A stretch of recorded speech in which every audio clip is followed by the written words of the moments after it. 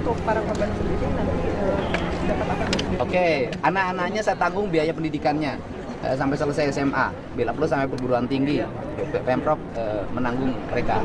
Kehidupan keluarga yang ditinggalkan kita akan jamin sampai mereka kembali normal, misalnya punya suami lagi atau anak-anaknya punya kemampuan untuk membiayai keluarganya. Jadi kalau recovery sosial saya pikir nggak ada problem, tetapi kan nyawa nggak bisa ditukerin dengan recovery sosial. Tetapi yang paling penting adalah pengelola tambang harus bertanggung jawab terhadap seluruh peristiwa ini, baik kerusakan lingkungan maupun hilangnya nyawa orang. Dan nyawa orang yang hilang itu kan bukan hanya persoalan, dan ini bukan satu, jumlahnya sangat banyak.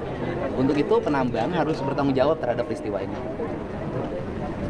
Karena peringatannya sudah dilakukan. Saya sendiri secara pribadi dulu sebelum menjadi gubernur sudah datang ke sini. Dan saya meminta langsung untuk dihentikan. Karena menurut saya waktu itu kok nggak memenuhi standarisasi pengelolaan tambang yang memiliki basic K3. Dan ini memang kayaknya juga tidak punya inspektur tambang, tidak punya pengawas tambang, dan tidak punya ahli tambang. Gitu. Mungkin kalau tambang plastik mereka punya.